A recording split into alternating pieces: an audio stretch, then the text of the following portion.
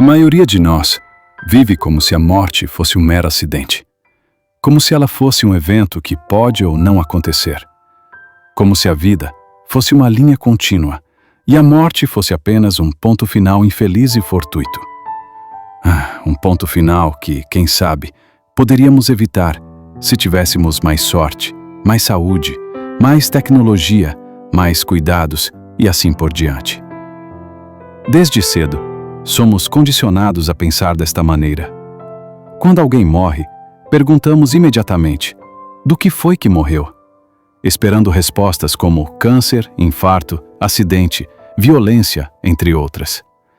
E com essas respostas, nos damos por satisfeitos, acreditando irrefletidamente que entendemos o acontecimento dessa morte em sua plenitude. Acreditamos que a morte teve uma causa específica e perfeitamente determinada no tempo e no espaço. Uma doença, uma falha do corpo, um imprevisto na estrada, uma tragédia ou até mesmo um desfecho por causas naturais em idade avançada.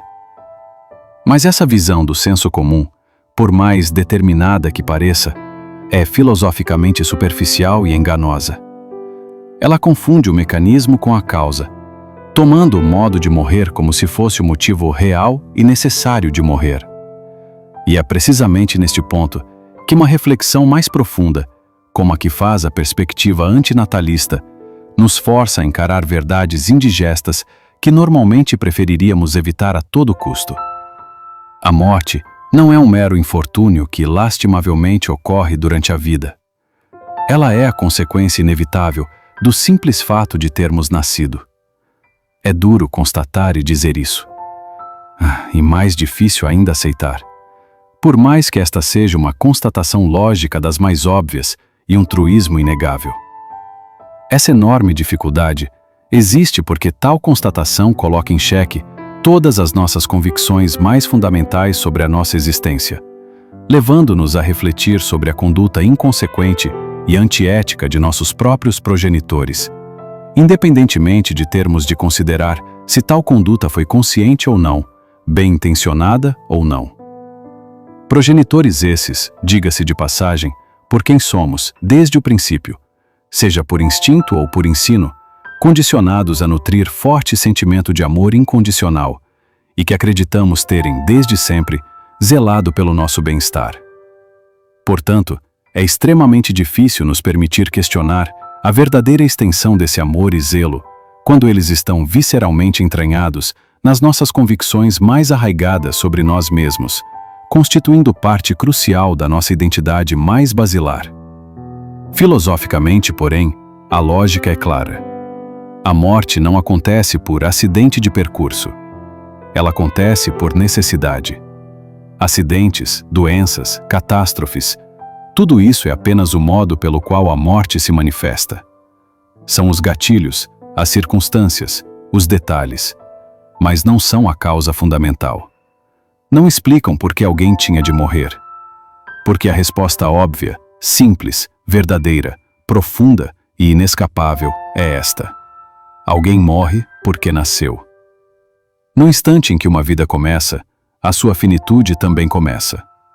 Não existe um intervalo entre existir e ser mortal.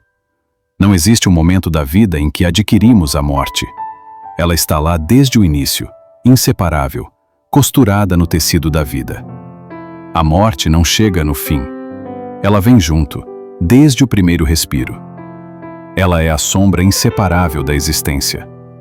Quando dizemos que alguém morreu por causa do câncer, estamos reduzindo a questão a um detalhe contingente, uma pequena parte de sua causalidade.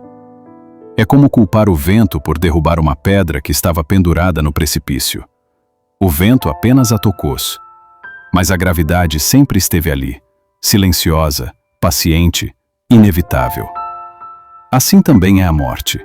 O acidente, a doença, o erro humano são apenas toques do vento. A verdadeira força que nos expira, porém, está presente desde o começo. Constatar isso nos leva a uma reflexão moral que raramente a maioria das pessoas faz. Quando alguém escolhe trazer uma nova vida ao mundo, não está apenas trazendo alegrias possíveis, experiências possíveis, realizações possíveis. está trazendo também sofrimentos certos e, principalmente, uma morte certa. Não existe nascimento que não crie, ao mesmo tempo, um futuro cadáver. Não existe vida que não carregue, em seu âmago, a certeza do fim. Essa é a face oculta da procriação, aquela que o senso comum prefere esconder de si mesmo. Falamos de filhos como bênçãos, como milagres, como dádivas, mas ao fazer isso, ignoramos completamente as suas consequências negativas, pensando desejosamente que elas não irão se concretizar. O fato inescapável, porém, é que ao trazer alguém à existência, decretamos, sem consultar essa pessoa, que ela irá sofrer e morrer. E, por favor, não se engane. Não se trata aqui de uma simples visão de mundo pessimista ou até mesmo depressiva. Trata-se de lógica. Trata-se de reconhecer o que está diante de nós, debaixo dos nossos narizes, embora não queiramos ver. A morte está garantida desde o primeiro dia. A única incerteza é o como e o quando. Mas o que vai acontecer, isso já está definido.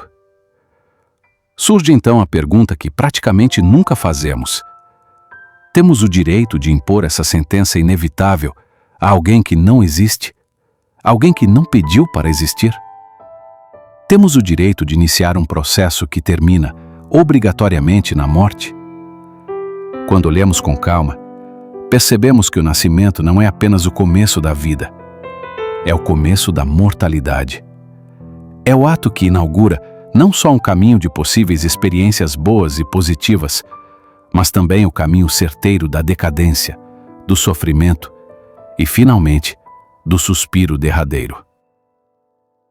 Reconhecer isso não exige que sejamos nihilistas ou misantropos ou sombrios. Exige apenas que sejamos intelectualmente honestos. Exige que abandonemos a visão comum e irrefletida de que a morte é um evento fortuito e infeliz, quando, na verdade, é a consequência necessária da existência. A reflexão antinatalista, portanto, não fala apenas sobre sofrimento. Ela fala sobre responsabilidade moral.